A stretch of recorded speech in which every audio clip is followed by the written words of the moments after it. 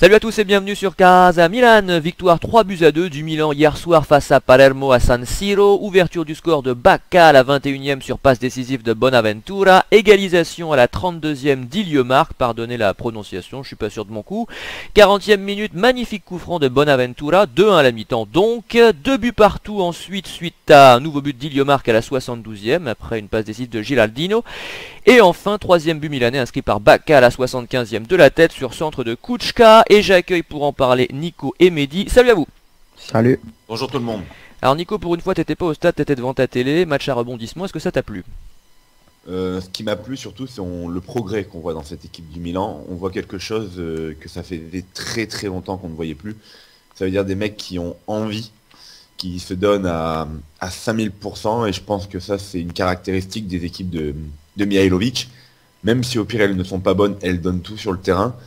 Et même dans le jeu, je trouve qu'il y a quand même il y a quelque chose. On voit qu'il y a des débuts, il se crée des automatismes entre les joueurs. Et on voit que ce Milan est en progrès, c'est ce qui me donne encore envie. Après le match contre l'Inter, même si on avait perdu déjà, que les supporters n'ont... Il n'y a pas eu... Ça n'a pas fait on dirait un gros bordel cette défaite contre l'Inter. Parce qu'on a vu quand même que les joueurs avaient fait un super match. Tout le monde avait hâte d'être à samedi pour voir la suite contre Palerme. Et là, je pense que tout le monde a hâte d'être à mardi pour voir si Milan peut confirmer ce qu'on a montré là encore contre l'Udinese. Et bien sûr, si on va arranger les petits problèmes défensifs, car quand même on prend des buts à chaque match. Et si on va réussir aussi à se faire plaisir devant encore de la part de nos attaquants pour assurer un match beaucoup plus avant la fin du match. Voilà, j'en profite pour dire que Casa Milan sera au rendez-vous bien entendu, hein, soit mardi soir, soit mercredi. On va essayer de la faire mardi soir pour Udinese et Milan donc. Mais plusieurs remarques déjà par rapport à ce que tu viens de dire. Déjà, les joueurs qui se donnent à 5000%, Mehdi par exemple, est-ce que d'après toi c'est lié au turnover imposé par Mihajlović et au fait qu'on a l'impression que n'importe quel joueur finalement peut perdre sa place au profit d'un autre? On l'a vu avec De Jong, on y reviendra. Et l'amélioration du collectif, Mehdi, est-ce lié d'après toi, parce que ça coïncide, hein, on est obligé de le dire, à la titularisation 2 fois de suite de Montolivo devant la défense? La titularisation de Montolivo, j'en suis pas sûr parce que sur ce match, autant il n'a pas été mauvais, autant il n'a pas fait des choses extraordinaires. Mais après, je suis d'accord avec Nico sur l'envie et le collectif qui s'est largement amélioré par rapport à la saison dernière. En même temps, il faut voir les joueurs qu'il y a sur le terrain. C'est sûrement grâce à Mihajlović, mais je trouve que ça a quand même un petit défaut parce que sur ce match, autant je me suis bien régalé durant la première mi-temps où on n'a clairement pas laissé jouer Palerme, mais vraiment pas une seconde. Le seul but qu'ils mettent, c'est sur coup de pied arrêté. Mais en deuxième mi-temps, on a vu nos joueurs vers la 70e minute vraiment cracher leurs poumons. Et après l'égalisation de Palerme, je pensais vraiment pas qu'on allait pouvoir mettre ce troisième but. Il a fallu un exploit de Bacca sur cette tête. Donc oui, je pense clairement qu'il y a un meilleur collectif, un meilleur physique. Ça a quelques défauts, ça va s'améliorer, mais comme l'a dit Nico, ça monte en puissance. Donc là, on en est qu'au 4e match. Il faudra voir tout au long de la saison ce que ça va donner. Mais je suis assez confiant quand même, parce qu'on a vu une équipe, on a vu comme tu l'as dit aussi, un beau turnover avec la titularisation de Montolivo. Mais même si on n'est pas d'accord avec tout, hein, on y reviendra. Hein. Oui, c'est sûr, mais c'est sûr, on peut pas être d'accord avec tout, mais sur les joueurs qu'il y avait sur le terrain aujourd'hui, personne ne m'a choqué, peut-être Honda, mais pour le reste, Montolivo devant la défense, il a fait un bon match contre l'Inter, ça me semblait logique, même si je comprends pas pourquoi De Jong est sur le banc. Oui, donc tu viens de confirmer ce que je dis, on n'est pas d'accord avec tout, parce que c'est ces 2 points-là, moi, qui m'interpellent, mais je te laisse continuer. Bien sûr, bien sûr. Mais voilà, comme je l'ai dit, il n'y a que la titularisation d'Honda qui me paraissait un peu bizarre, parce que j'aurais préféré voir Bonaventura. Mais dans l'ensemble, l'équipe était cohérente, on a vu un bon Milan, et j'espère vraiment que ça va monter en puissance pour la suite de cette saison. Bien Nico, on revient à l'équipe type, donc c'est vrai qu'il y a des choix de Mihajlović, on les a déjà évoqués, qui peuvent surprendre. Il maintient Honda alors que ce dernier est en dessous de tout depuis le début de saison, a fait une prestation catastrophique contre l'Inter. C'était peut-être un peu mieux hier, on y reviendra bien sûr quand on fera la revue d'effectifs. De Jong toujours écarté, alors je sais qu'évidemment toi tu auras du mal à soutenir ça. Moi d'ailleurs je suis tout aussi surpris, hein. Je suis pour que De Jong et Montolivo jouent ensemble personnellement. Et puis c'est vrai par contre qu'il y a des choix audacieux, c'est-à-dire qu'on voit que c'est Calabria qui rentre quand Tabaté au bout de quelques minutes se blesse à la cuisse, ce qui est dommage d'ailleurs parce qu'Abaté avait fait un super début de match, on y reviendra. Donc Mihajlović qui impose ses choix, qui a certainement dû imposer aussi une grosse préparation foncière qui fait que à la 70e minute, comme le dit Mehdi, on crache un peu nos poumons effectivement, mais ça va peut-être justement porter ses fruits tout ça dans quelques semaines, hein. On sait tous que le foncier en principe, on n'est pas si on a fait un gros foncier, on n'est pas toujours au point dès le mois de septembre. Comment analyses-tu tout ça? Et puis ces modifications d'effectifs qui nous ont surpris il y a quelques semaines déjà, il y a quelques jours, eh bien, te conviennent-elles? On va dire oui, parce qu'on s'est plaint ces derniers temps ces dernières années que des fois c'était peut-être pas pour nous le plus méritant qui était sur le terrain. Et c'est vrai qu'avec Mihailovic, moi j'oublie pas son passé d'interiste, ce qui fait que ça me plaisait pas de le voir coach de notre équipe. Et je pense que de toute façon la Curva aide Mihailovic pour la simple et bonne raison qu'on a besoin d'un coach comme ça. Je ne vais pas parler tactiquement car je ne sais pas du tout ce que vaut pour l'instant cet entraîneur à ce niveau-là. Même au niveau de ses choix, mais il fait jouer le plus méritant, il n'a pas peur de dire les choses à la fin d'un match, que ça soit Allegri, Seedorf, Inzaghi ces dernières années, ou même après une énième déconvenue, on était obligé de les écouter dire qu'on avait fait un bon match alors qu'on avait tous vu le même match et c'était ridicule. Mihailovic cherche pas à comprendre, il fait jouer les meilleurs. Montolivo n'a pas joué en début de saison. Bon, pour moi, ça me choquait pas vu les dernières saisons, mais quoi qu'il arrive, il a eu le cran de le mettre sur le banc. Il a aussi eu le cran de mettre De Jong sur le banc. Alors après, c'est lui qui fait ses choix. Quand il gagne, personne ne les lui reprochera. Peut-être que si demain il perd, on lui reprochera cela. Maintenant, je pense que il n'a pas peur demain. Je pense que si Bacca ou Luis Adriano fait un mauvais match, accumule des mauvais matchs, de les mettre sur le banc et de donner sa chance à un nouvel attaquant. Et surtout que Balotelli est en embuscade. Voilà, donc non, mais j'avoue que Mihailovic sur ce côté-là, j'aime beaucoup et je pense que le Milan a besoin d'un entraîneur comme ça pour repartir vers l'avant. Et je pense qu'après au niveau du foncier, même si notre équipe on a vu à l'heure de jeu, commencer un peu à tirer la patte, avait du mal à tenir ce rythme, c'est quand même, moi je trouve ça déjà bien de donner autant d'intensité parce que si on veut retrouver une Coupe d'Europe, on dit toujours ici que ce que manquent des fois les clubs italiens, c'est un peu d'intensité dans les gros matchs pour pouvoir arriver à tenir parce que très souvent elles s'épuisent face à des équipes espagnoles ou anglaises ou allemandes. Mais il fallait voir quand même que l'équipe de Palerme, nous sinon on n'était pas bien, eux ils étaient encore moins bien que nous, parce qu'ils ont couru quand même beaucoup plus que les Milanais. Oui, certainement. Et puis l'année dernière, on aurait peut-être pris le 3e but d'ailleurs. Bien sûr, on n'aurait peut-être pas gagné ce match aussi l'année dernière. Oui, certainement. Mais c'est vrai on était quand même confiant. Moi j'étais quand même confiant, même après le 2-2, je sentais que notre équipe, déjà par Bacca, pouvait marquer encore un but. On sentait, j'ai pas été abattu comme l'année dernière où on va peut-être en prendre un 3e maintenant. Non, c'était plus. Je pense qu'on peut aller en mettre un 3e, mais la preuve 2 minutes après, Bacca qui met une tête magnifique hors de portée du gardien. Oui, c'est vrai que ce Bacca a la vrai sens du but et ça fait plaisir. C'est impressionnant. On l'avait déjà décelé lors des premiers matchs, mais là il confirme. Et c'est un petit peu l'opposé de Luis Adriano, c'est-à-dire que devant le but, c'est pas du tout la même chose. Et c'est vrai que des deux, s'il y en a un qui doit sauter à un moment donné pour faire de la place à Balotelli, ce que je souhaite pas forcément d'ailleurs, je précise, mais enfin je pense que ce serait plus Luis Adriano. Mais je pense que Mihailovic essaye d'imposer un choc psychologique, effectivement, ça correspond à ce que tu viens de dire, que les autres entraîneurs n'avaient pas osé faire. Bon, c'est vrai que lui, peut-être justement parce qu'il a rien à perdre, peut-être parce qu'il a intérêt, c'est qu'il n'a pas le même attachement au club, et que parfois justement le détachement, la distance, la mise en perspective, si tu veux, permet à ces entraîneurs-là de faire des choses que d'autres n'oseraient pas faire. Et s'il a été adoubé par Capello, qui est moi mon entraîneur référence, c'est pas pour rien. Capello, on le rappelle, avait une gestion très froide des hommes, mais c'est aussi comme ça qu'il a obtenu des résultats. Le copinage et peut-être une passion un petit peu dévorante, parfois, ne produisent pas les résultats souhaités. Donc Mihailovic, à ce niveau-là, avec une gestion peut-être un peu moins humaine, un peu plus robotique, un peu plus froide, permet à cette équipe d'évoluer. En tout cas, peut-être qu'on en avait besoin en ce moment. Je dis pas qu'à terme, pour gagner la Ligue des Champions, etc., ça suffira, mais qu'après ce qui s'est passé quasiment depuis le départ d'Ancelotti, puisqu'on peut remonter loin, ça tranche singulièrement et ça permettra certainement à cette équipe d'évoluer, en sachant bien sûr que l'effectif est également, il faut le dire, de bien meilleure qualité que les années précédentes. Mehdi, un avis sur tout ça avant qu'on passe à la revue d'effectifs. Quel changement, quelle modification apporterais-tu, pas forcément au niveau des joueurs d'ailleurs, mais sur le plan tactique, ou sur le plan de la gestion de l'équipe, ou sur le plan de l'état d'esprit, ou qu'est-ce que tu souhaiterais, on va dire, pour aller encore plus loin? Bizarrement, moi c'est plus des joueurs que j'ai envie de changer, mais d'accord. Comme vous l'avez dit, Mihailovic a fait ses choix, certains sont des bons choix, mais moi j'ai toujours quelques bémols. Abate n'était pas titulaire en début de saison alors qu'il y avait un Deschilio clairement mauvais. Comme je l'ai dit, Honda, je ne vois pas pourquoi il est titulaire. Montolivo non plus. Donc c'est plutôt des choix d'hommes, parce que tactiquement, j'ai rien à lui reprocher.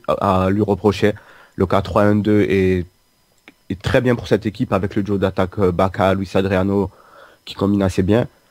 Donc tactiquement, rien à lui dire, c'est quelque chose d'homme, mais ça relève du détail. Quand on regarde ce qu'on avait la saison dernière, j'ai vraiment aucun reproche à lui faire. Vraiment, on n'a pas vu Milan jouer comme ça depuis assez longtemps, donc pour l'instant ça va. J'espère que ça va continuer sur ce rythme-là. Mais après, qu'est-ce que je demanderais de changer? Voilà, comme je l'ai dit, c'est des joueurs, mais attends le banc nécessaire pour pouvoir faire des changements drastiques, ça je ne pense pas. Je ne veux pas voir Balotelli en numéro 10. Euh, et je veux clairement pas voir d'autres joueurs changer, peut-être Zapata on va dire, même s'il ne fait pas des mauvais matchs. Mais qui tu mets à la place? Ça, c'est la difficulté aussi, parce que c'est Bah, vrai que depuis moi, qu'on a viré Paletta, c'est compliqué. Hein. c'est sûr, j'ai bien envie de retenter le petit Eli, parce qu'on en faisait un Ouais. titulaire, même si je n'y croyais pas. Mais on l'a plus revu depuis le premier match, il me semble. Donc voilà, c'est Après, il a ça. pris un carton rouge aussi. Hein. C'est sûr, c'est Après sûr, sa prestation catastrophique lors de la première journée. mais ça, le privé de match après un carton rouge, l'erreur est humaine. Non, Il mais avait fait- il y a Mihailovic qui a dit qu'il avait pensé à le mettre contre le derby. Ah, Mais, je suis contre. C'est clairement ça. mais après, il ne l'a pas fait car il avait dit qu'il avait peur que la presse lui retombe dessus s'il faisait un mauvais match.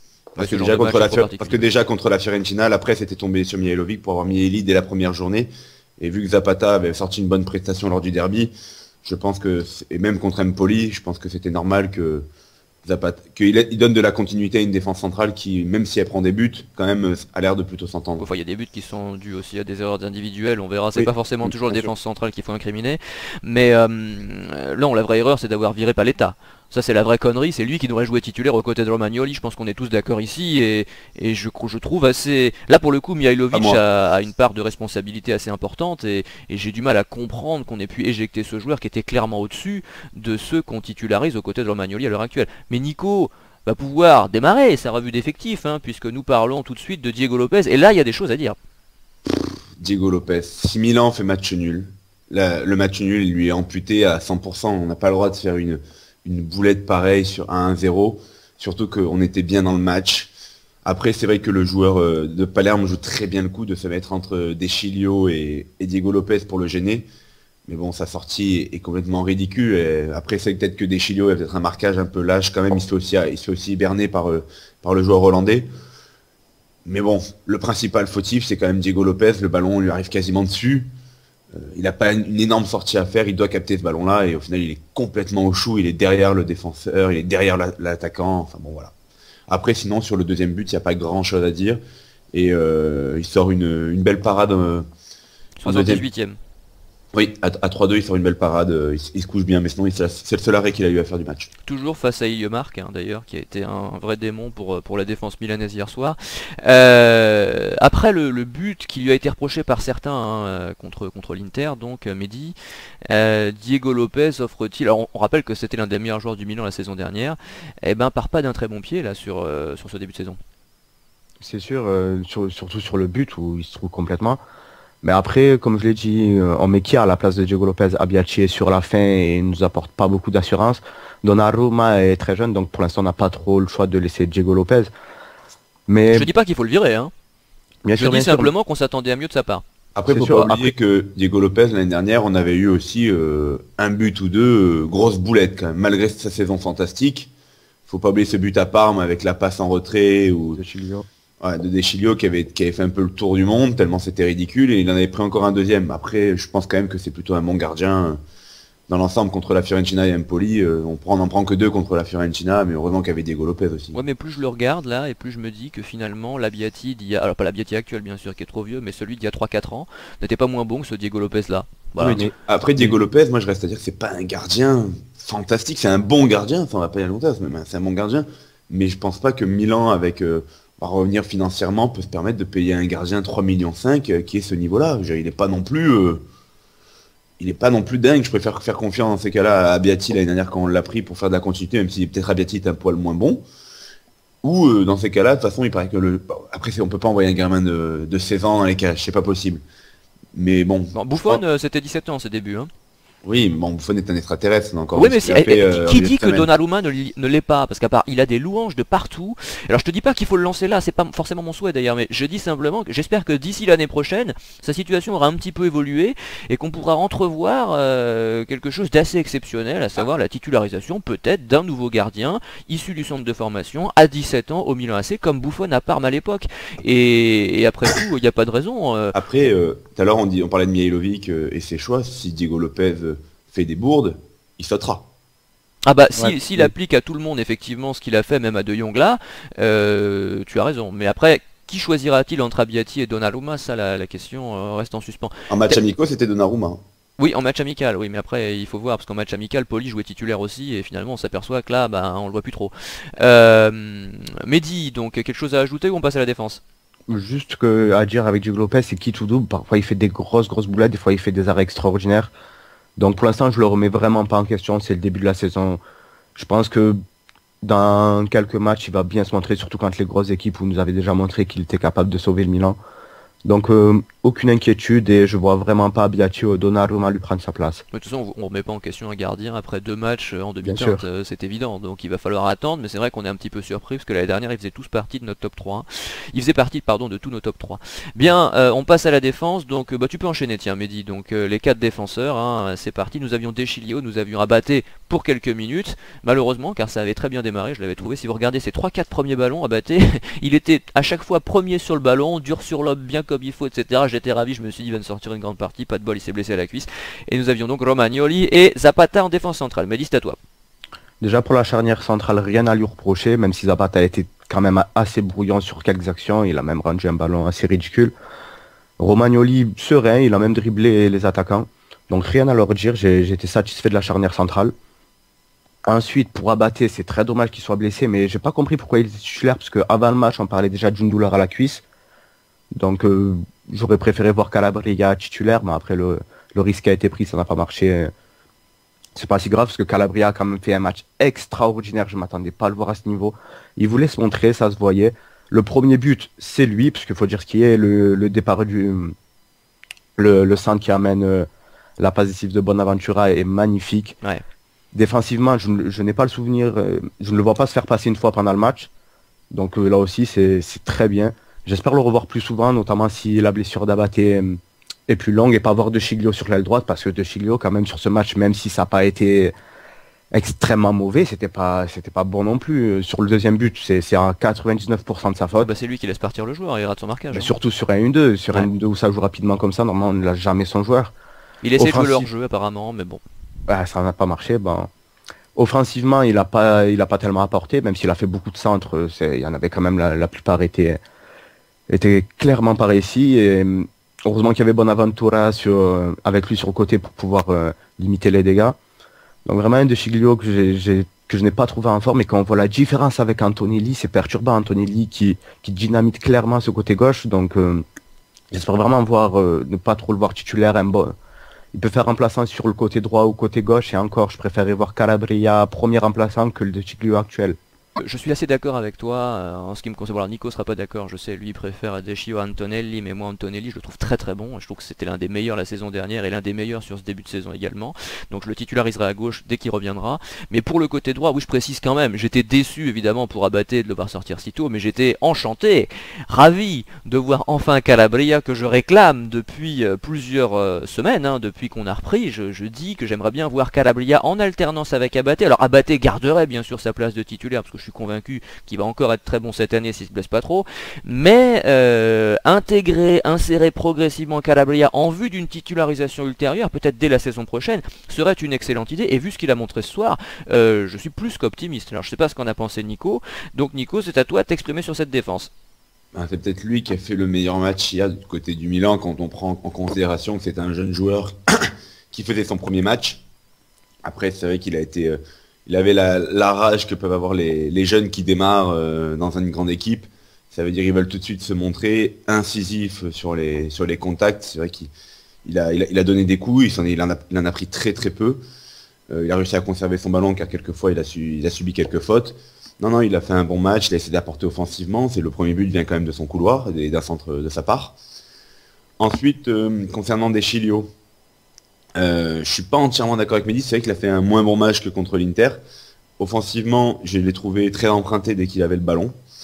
Après, je trouve dur de lui donner le deuxième but parce que j'ai trouvé que le Palerme avait très très bien joué le coup sur leur action offensive en allant très très vite et je trouve que cette passe de Gilardino en une touche de balle est quand même magnifique dans la profondeur. Donc sur ce but-là, je rends plus hommage aux attaquants de Palerme qu'à la défense de Milan qui s'est trouvé. Et après, je trouve qu'il s'est pas fait beaucoup de fois prendre de vitesse. Il a plutôt quand même bien géré son couloir. Il n'y a pas d'occasion chaude. Milan n'a pas concédé énormément d'occasions chaudes si on regarde dans cette partie par l'équipe de Palerme, vu que Palerme a eu 3 ou 4 occasions, dont 2 tirs de loin, et ils en ont mis 2 de but. Donc bon, je ne serai pas aussi sévère que vous avec notre ailier gauche. Et toi tu titularises De Sciglio bien évidemment au Toujours. détriment d'Antonelli, hein, Toujours. que tu considères comme un joueur moyen, on le rappelle. Et qui a 28 ans, au fait, fallait le préciser, parce que tu as dit 31 l'autre fois, c'est Oui. pas pareil. Et il donne l'impression d'avoir 31 ans, après j'y peux pas grand chose. Il donne l'impression d'avoir 31 ans avec la vitesse, son activité, sa Non, percussion. sur le visage. Ah d'accord, ok, bon. Non, Ah bah, non, il a Antonelli, peut-être une petite alopécie, hein. Je crois que ça arrive à Nesta aussi, on l'a pas eu depuis je longtemps. pense qu'Antonelli, je le redis, est un joueur correct. Peut-être pas un joueur moyen, mais un joueur correct, mais je le trouve pas non plus fantastique. C'est pour ça que je préfère faire jouer De Sciglio quand même, qui nous a montré pendant une saison être un super défenseur avec un gros potentiel. Maintenant, il faut qu'il reconfirme tout ça. C'est pour ça que je préfère faire jouer dans ces cas-là le jeune que le joueur correct de 28 ans. J'entends l'argument, mais je trouve que correct c'est un peu dur. Moi je trouve qu'il est plus que correct, je trouve qu'il est au moins bon, si ce n'est très bon. Et vraiment, hein, et même avant de venir au Milan, il faisait des super parties. Je veux dire, c'est l'un des meilleurs latéraux de Serie A, il était sélectionné, etc. Je te trouve un peu dur avec lui. Et j'ai du mal à comprendre comment tu ne peux pas t'enthousiasmer après son début de saison en feu d'artifice, parce que c'était l'un des meilleurs sur les premiers matchs côté milanais.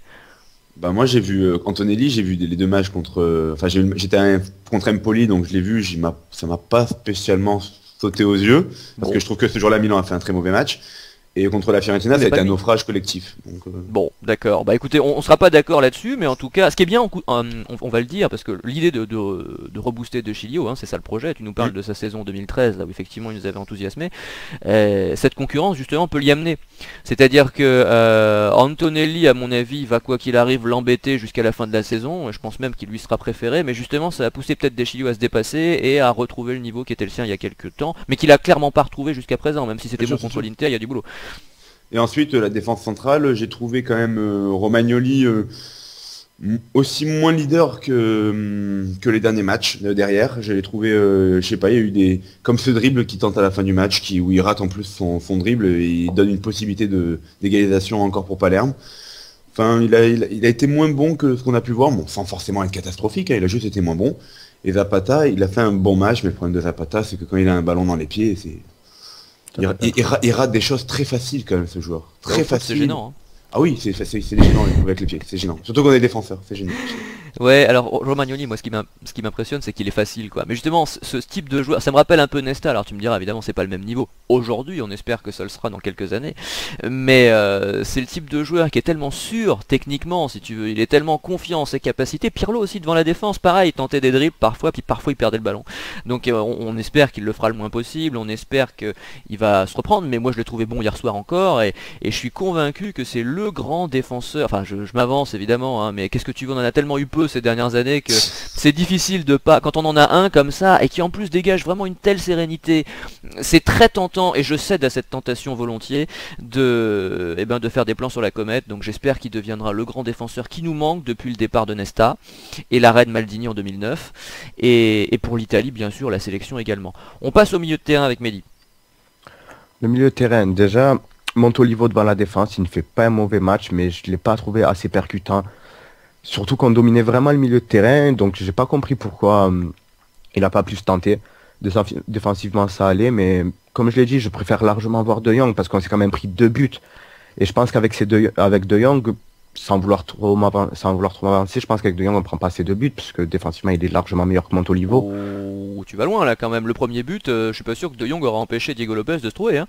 Oui, mais sur les actions en général, parce qu'on a clairement pas laissé vivre Palerme, clairement, je trouve De Jong plus important que Montolivo. Après, faire jouer les deux ensemble, pourquoi pas, mais ça semble pas être dans les projets de Mihajlovic, tout ça, parce que j'ai l'impression que c'est une place pour 2 joueurs en ce poste de numéro 6. Donc, à choisir entre Montolivo et De Jong, c'est clairement le deuxième que je prends. Ensuite, pour Kouchka, très content de son match, il a vraiment apporté. C'est lui d'ailleurs qui a annihilé toutes les tentatives d'attaque de Palerme. Il a fait une super passe décisive sur le troisième but et comme je l'ai dit, contrairement à Nico, je m'attendais pas à voir Milan mettre ce troisième but parce qu'on était vraiment fatigué. Il a réussi à apporter jusqu'à la fin du match et il a été quand même assez important. Et le troisième, pour moi, l'homme du match, Giacomo Bonaventura. Comme souvent, hein. Comme souvent, comme la saison dernière, quel plaisir de l'avoir. Il peut jouer numéro 10, il peut jouer au milieu, il est toujours aussi bon. Il met un coup franc splendide, extraordinaire coup franc. Il apporte ce qu'il fait sur le premier but. Je suis resté bouche bée pour ce qu'il fait. Ouais. Son retournement plus à talonnade où il amène la passe décisive pour Bacca. C'est très super intelligent et il panique pas surtout. Ah ouais, techniquement aussi, il n'y a pas beaucoup de joueurs au Milan qui auraient pu faire ça. J'aurais aimé voir Honda pour bien rigoler, voir ce qu'il aurait fait dans une situation comme ça. Donc oui, Bonaventura, extraordinaire, homme du match. Il apporte énormément. Et comme je l'ai dit, heureusement qu'il était là pour De Chilio, parce qu'offensivement, je vois pas ce qu'il aurait pu faire, ce qu'aurait pu faire notre latéral gauche s'il n'y aurait pas eu Giacomo à ses côtés. Il faut vraiment le mettre titulaire, et moi je préférais même le voir titulaire à numéro 10. Évidemment. Et voir De Jong et Montolivo au milieu pour voir ce que ça donne. Alors là je te soutiens totalement, c'est exactement ce que j'allais dire. Je pense vraiment que Bonaventura a toutes les qualités pour s'imposer au poste de numéro 10. Et attention, il y a la rumeur Boateng qui revient pour l'hiver, hein, donc j'espère qu'on n'arrivera pas là. J'ai entendu parler d'une rumeur Boateng retour au Milan. Donc, il paraît que ce serait très très chaud. Oui. Ah oui, ce serait... ça c'est sûr qu'il y aura de quoi rigoler. Mais il libéré de son contrat, il arriverait gratuitement. Ouais, bah écoute, j'espère. Ah, malheureusement, je crains fort que ça ne se produise. Le Milan a l'habitude de gérer les cas sociaux. Hein. C'est vrai qu'on a toujours essayé de reprendre les joueurs comme ça. Après vous, on avait fait pour Ibrahim Ba, je crois, on avait fait pour pas mal de gens. Et j'espère qu'on tombera pas si bas, mais bon, c'est possible. En tout cas, Bonaventura a toutes les qualités pour s'imposer au poste de meneur de jeu, au poste de numéro 10 derrière les deux attaquants. J'espère qu'on aura l'occasion de l'y voir. C'est lui qui a les clés du jeu de toute façon.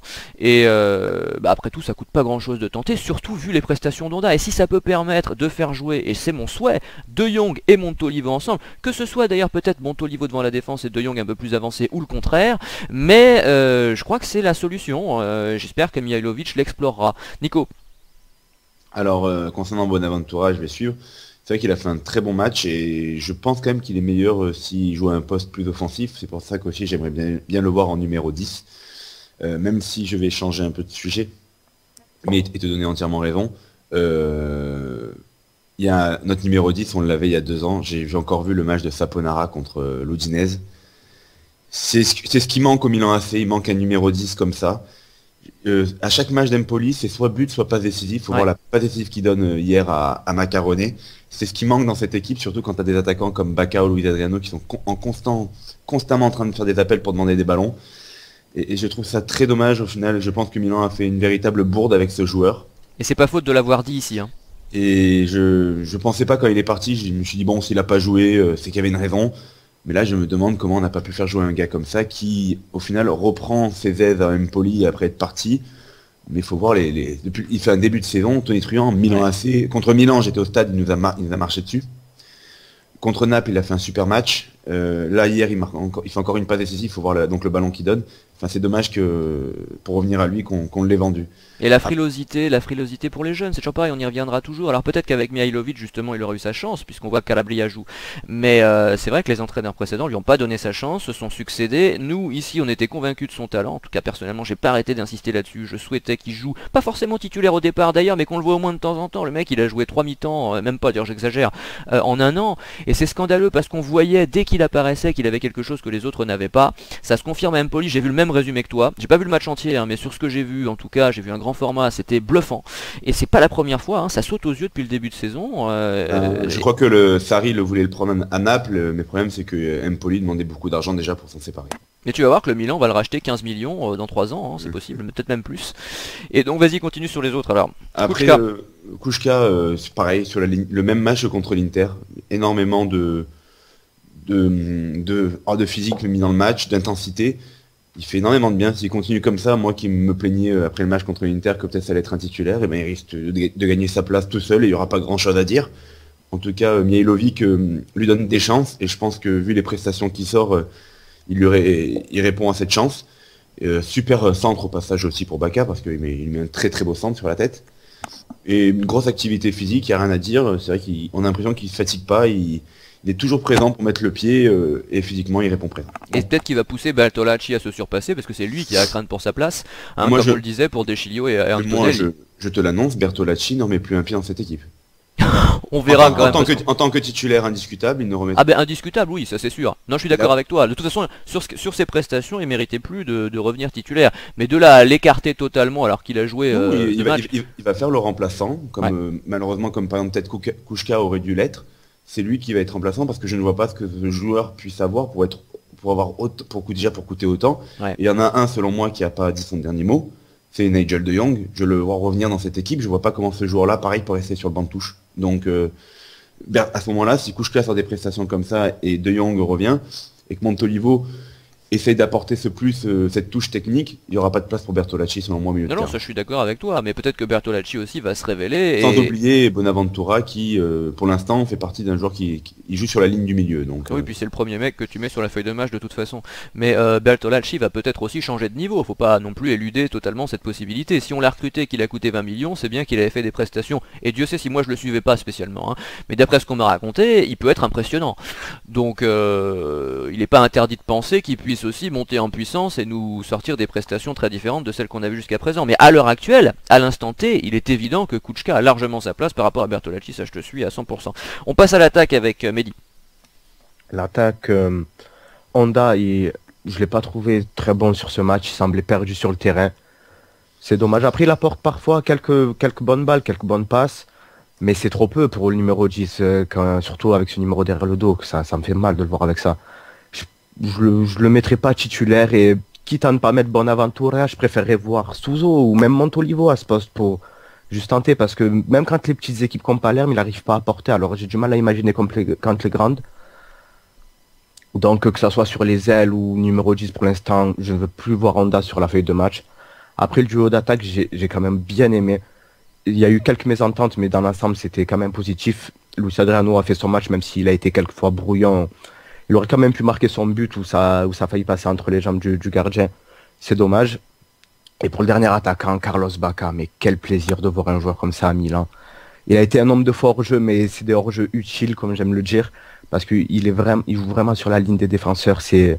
Il apporte beaucoup, ça laisse beaucoup d'espace à Luis Adriano. Et sur ce match, il met quand même deux buts.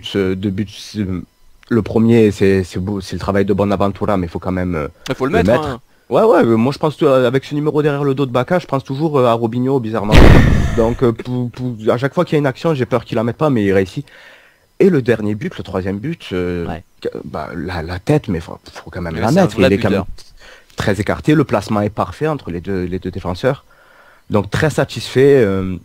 Je ne parlerai pas de l'entrée anecdotique de Balotelli, mais je veux vraiment qu'on continue avec ce duo d'attaque, parce qu'il y a quand même une entente, quelque chose qui entre ces deux-là, et comme je l'ai dit, Luis Adriano avec des espaces et Carlos Bacca avec sa vitesse, ça permet de jouer le contre, et sa présence sur les défenseurs, je pense que c'est le duo d'attaque qu'il nous faut, mais il nous faudra vraiment un vrai numéro 10 pour pouvoir les fournir en ballon, mais ça sent positif pour le reste de la saison. Oui, alors Bacca, moi je suis bluffé, non, parce que on avait parlé évidemment, hein, c'est pareil, mais c'est le vrai buteur que j'aime, quoi. C'est le prototype du buteur, et je pensais qu'il n'existait plus que Suarez dans cette catégorie, tu vois. Et ben non, il y a aussi Carlos Bacca. Alors je sais pas si Bacca est aussi fort que Suarez, mais en tout cas, je suis épaté par ce qu'il fait, et c'est ce qui manquait au Milan depuis des années, depuis qu'Inzaghi jouait plus. Et je suis ravi de retrouver ce type d'attaquant, donc ça fait vraiment plaisir. Concernant Honda, avant de donner la parole à Nico, bon, il y a juste eu une petite action à la 20e avec le double sombrero et puis la frappe en feuille morte qui est passée au-dessus de la barre. Mais sinon, je veux dire, le mec il réussit 2 passes intéressantes dans le match, c'est pas possible, quoi. C'est pas possible, même si à un moment donné il s'est battu, il a réussi avec son physique de brindille à récupérer un ballon. Il a le numéro 10 dans le dos, il doit créer du jeu, il doit donner des ballons, il doit même marquer de temps en temps, il n'y a rien de tout ça.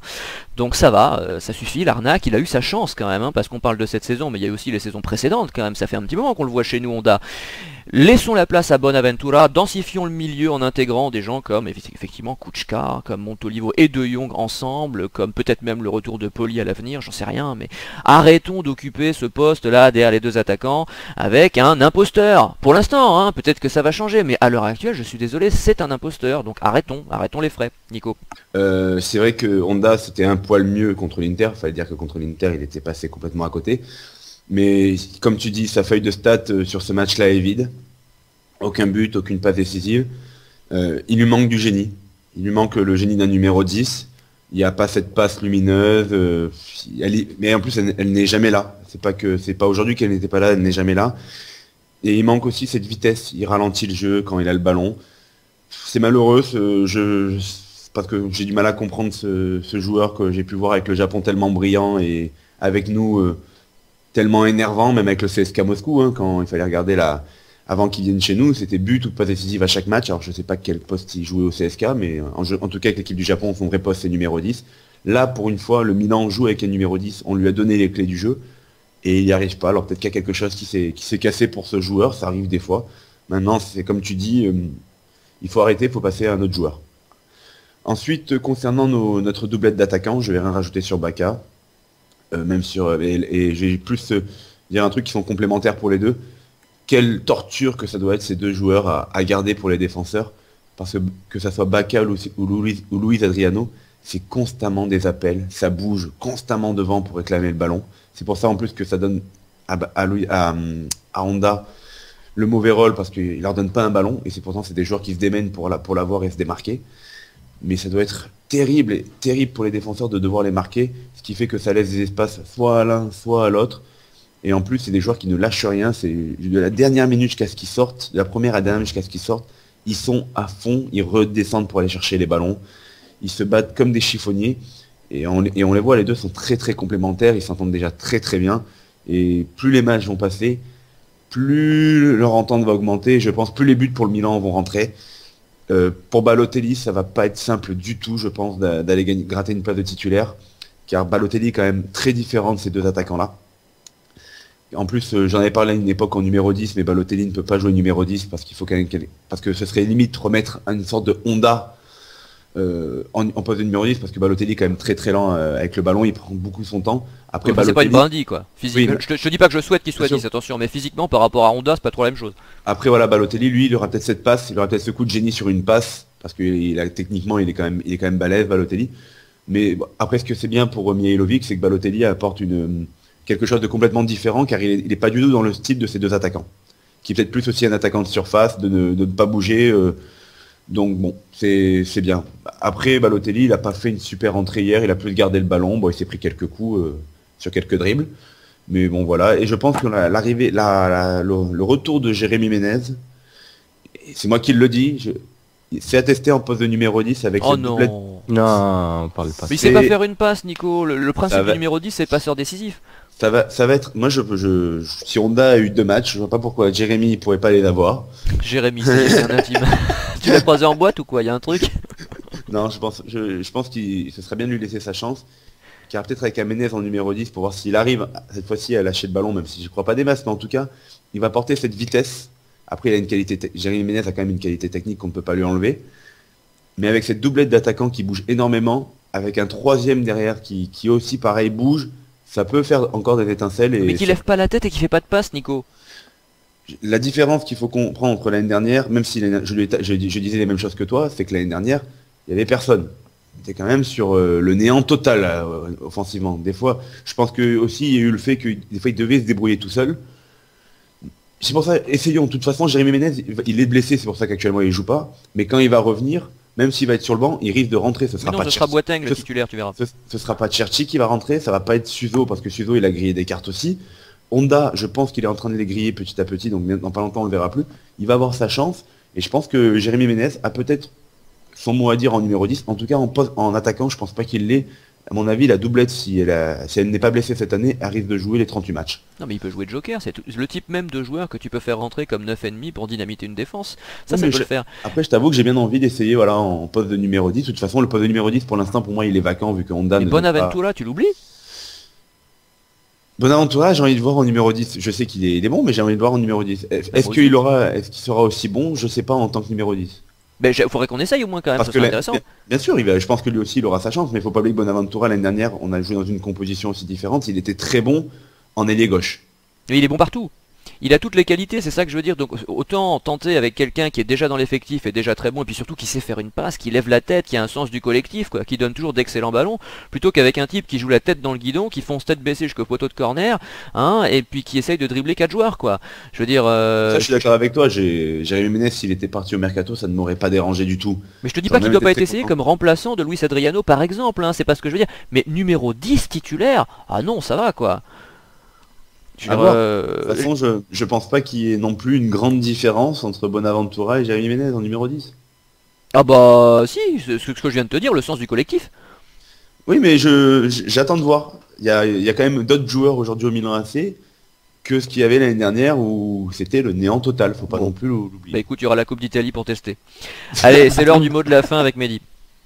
Je voudrais rendre un hommage à l'un de mes joueurs préférés, que j'ai envie de mettre dans la catégorie des meilleurs joueurs de tous les temps, tout simplement. Je veux parler d'Andrea Pirlo.